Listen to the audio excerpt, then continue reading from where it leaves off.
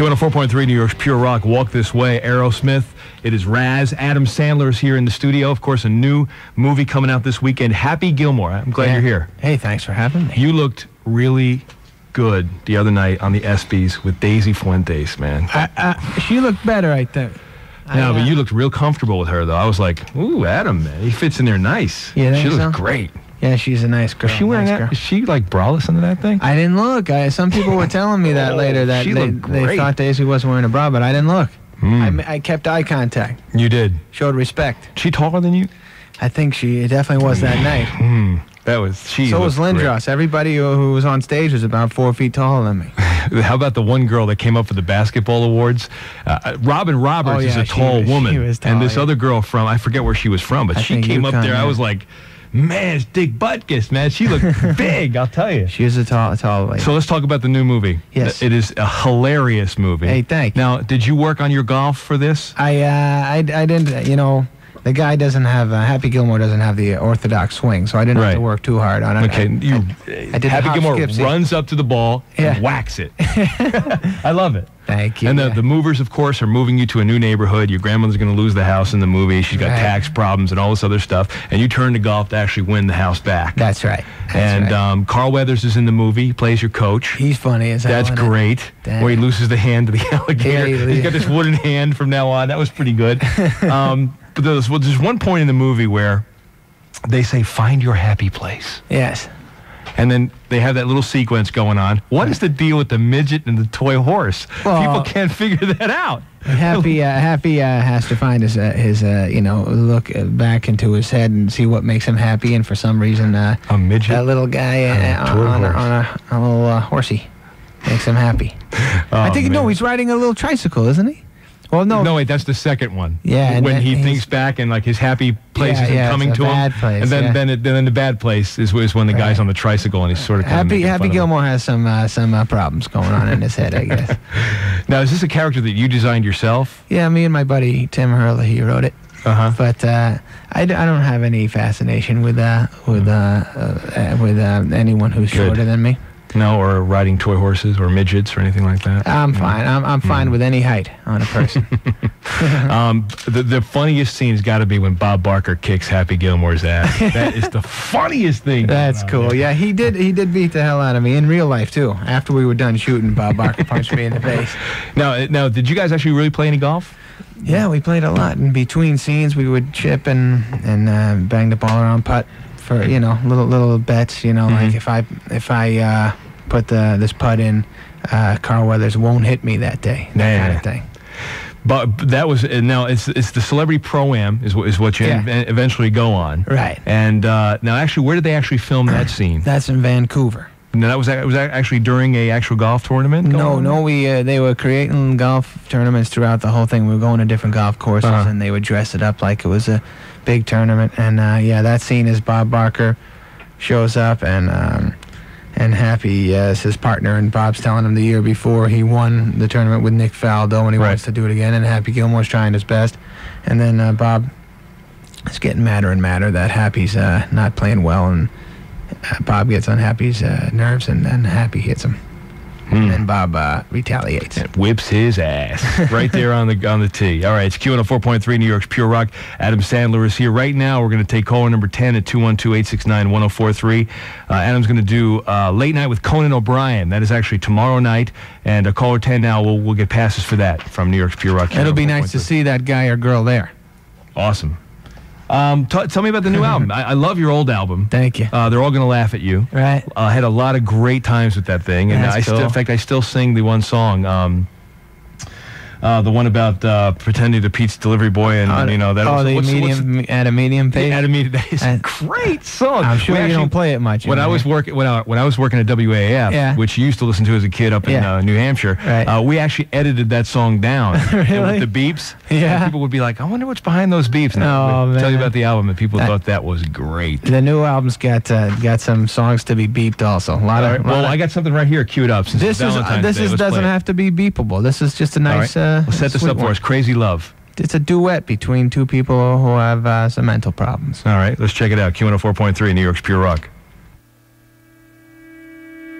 I wish everybody was dead except for you, baby. Oh, I feel the same way. Would you throw some macaroni on me? Oh, yeah, sure. Here you go. You are twisted, man. That was Q104.3 New York's Pure Rock. Crazy Love. Adam Sandler from his new CD. That CD just came out yesterday. Yes, it did. And I did Letterman yesterday, and when I left, there were some kids out there with the CD already. See? And it was fun to see it. Now, you started on Saturday Night Live. Did you think that things were going to happen for you as big as it's happened so far? I don't know. Because you seem like a really shy guy. I'm all right. Were you forced into all this? No. I chose this life.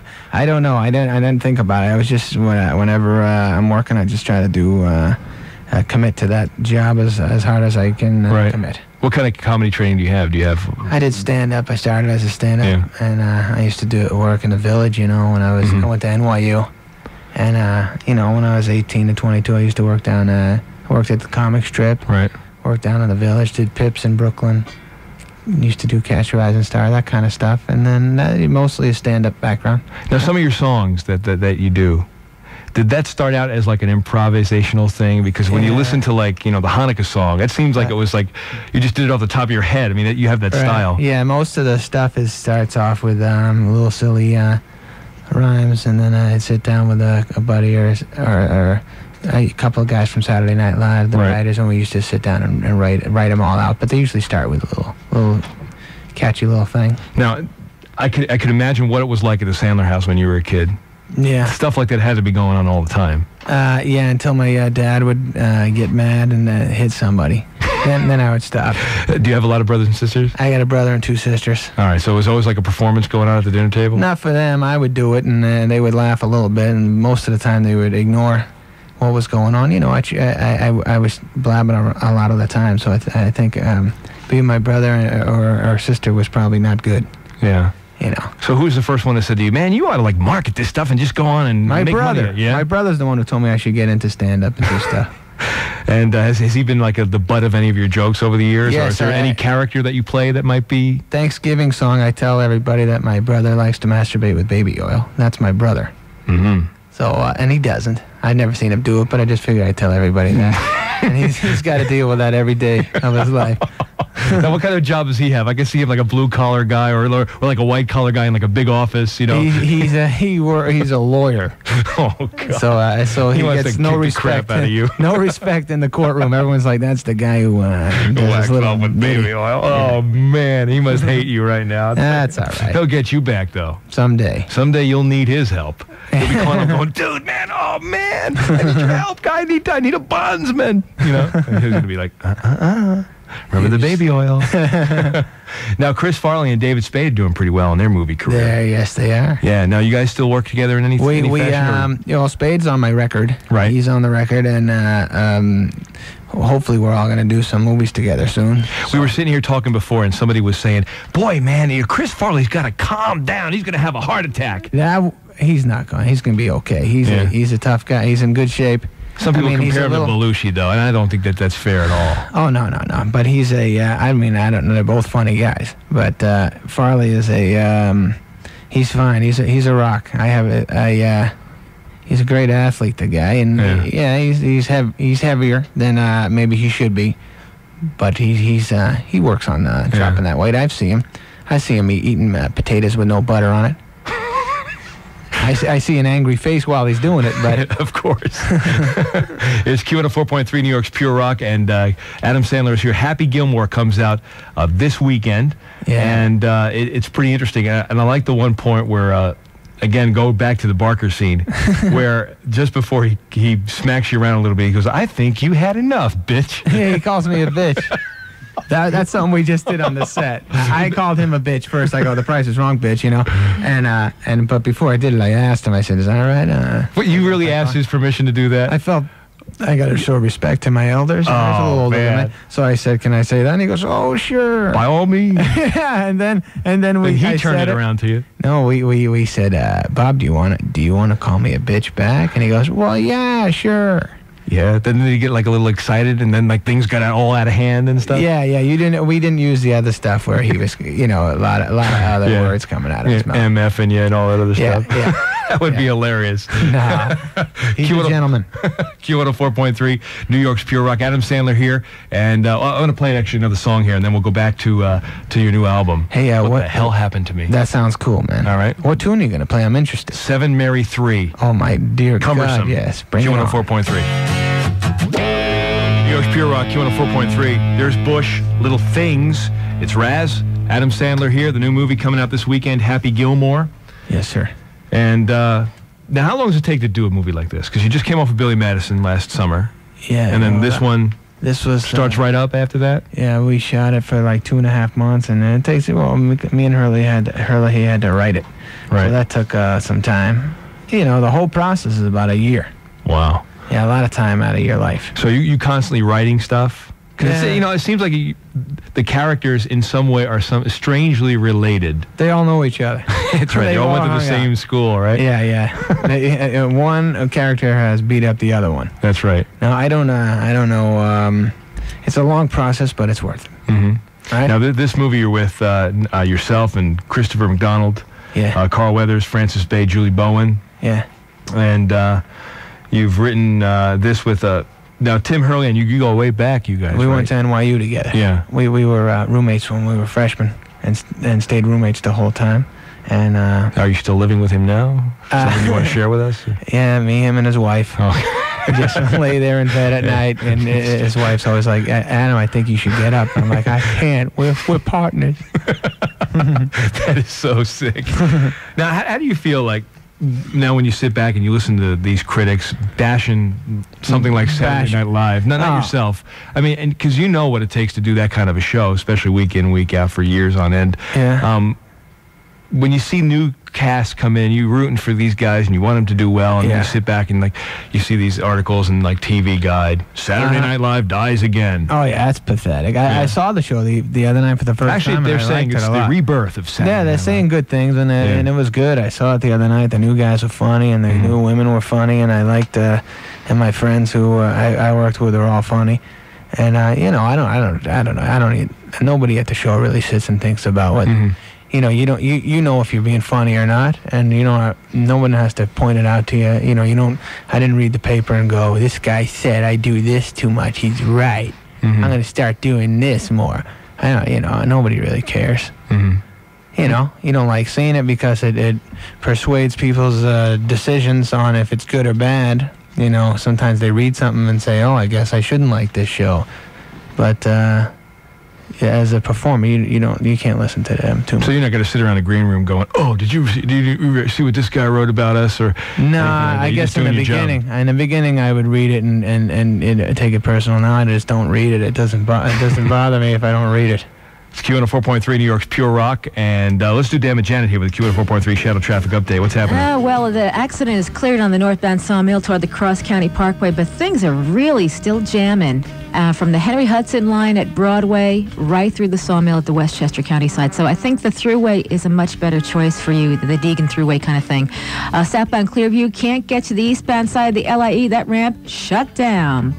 Bad accident. And as we check over to New Jersey, we're still seeing residual delays on the outbound Skyway from the Tunley Circle out to the Newark side from an accident that's long been cleared.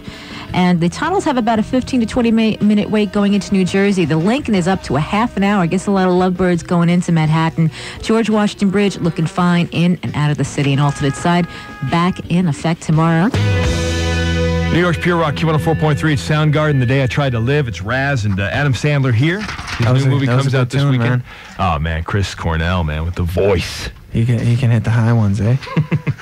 And The Day I Tried to Live, it's Q104.3. And this weekend, of course, Happy Gilmore out in theaters. Yeah, that's going to be nice. A 3-day weekend, you can see it on Friday, rest on Saturday. Rest because you laughed some. And then Sunday you come back, see it again. Monday's off, you go do it again. Whatever. 3 out of 4 is fine if you want to do that. Now, is there any competition between you good friends, of course, with Chris and David? Like, do they call you up now? No. And they go, I'll bet your first weekend's not going to be big as ours. I don't know. I can't. I don't expect it to be, but But no, we can't be competitive because we work together so Yeah. much, so it doesn't matter. I know you're a big Yankee fan. I like them Yanks. Yeah. Mickey Rivers is playing some good ball this year on Chambliss, Yeah. right? You're about 20 years out of it. Oh, sorry.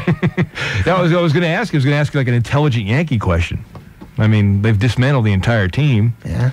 And I was just wondering what you thought about the rebuilding and Joe Torre and all this other stuff. I just hope the goose is on this year. You're just wearing it for the hat, man. You're in the gang that wears that hat. I know it. That's what, What are you it is. talking about, man? Congratulations to Aramis Sartorio of Long Island City. He's going to be with Adam at Conan O'Brien on Thursday night. Yeah. It's Q104.3. What are you talking about that Yankee comment for? What do you mean? I'm just wearing it for the hat. That's what I told thought. you Chambliss is a good first baseman. Yeah, he was.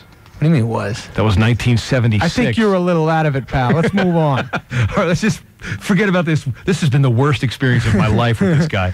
Now, what is your worst comedy experience? Have you ever had like a really bad one? I've had like a lot somewhere of them. out in Toledo or... I had a lot of them. A lot of them where I didn't do well, and I saw a lot of angry faces. I died in Altoona once. I like that one. That's where that's George Burns says that a lot. Yeah, well, he's probably been through a lot more than I have. Sure He's has. older than me, George Yes, he Burns. is. Did you know that? Yes, I did. He's like 100. He thinks it's 1976 too. He called me up and told me Chambliss is playing good ball this year. We're going to play another song from the new CD, Steve Polychronopoulos. Now, Yes. tell me about Steve Polychronopoulos. Wow. Must be a guy you used to beat up when you No, were I never beat up a kid. You anybody. kicked his ass. Come on. That's not right. No, this kid, it's a song about a guy who's a jerk. You know, the kind of guy Yes. who shows up to He the used to party. kick your ass when you were Maybe a kid, he right? did. Yeah, I No, bet. maybe he did. No, but it's about a guy who you grew up with. He shows up to your party. You're mad. You want to throw him out, but you can't because you know his parents or something. Yes. And the name Polychronopoulos is a kid from my town, but he's not a jerk. I just liked his last name. Right. And then his first name was Roger. Roger and Pete. Polychronopoulos. But we use Steve just to make sure, Roger and Pete don't feel bad. And, of course, this is the edited version. Yeah, there's no cursing, but if you get the album, there's a lot of cursing. So you people out there. So if you like cursing, Yeah, if you like it, but I'm just warning the people who want the Hanukkah song. It's on this album, but be careful. There's a lot of other stuff on there, so if you got little kids there, be careful with that, eh? How'd you like that? there's, It says parental something on the front. yes, it does. It's got a parental advisory Yeah. on the cover. Let's read some of the lyrics to Mr. Bako here, huh? Mr. Bako, yeah, that's hard. I don't think that can get on we the air. can't play that one, of course. Okay, good stuff. Happy Gilmore coming up this weekend. Okay. Starts Friday night. Yeah. Adam Sandler. It's a funny movie. Thanks, man. Look for Bob Barker. Look for Carl Weathers in it. It's going to be great. Thank you. And I hope you have a big first weekend. I Hey, really thanks, and it was nice hanging out with you. do. Hey, come back anytime. Thank you. Open invitation, dude. You're a good guy. You know what? So are you. Respect. It's Q104.3, New York's Pure Rock, and we'll do Steve Polychronopoulos on Q104.3. Polychronopoulos.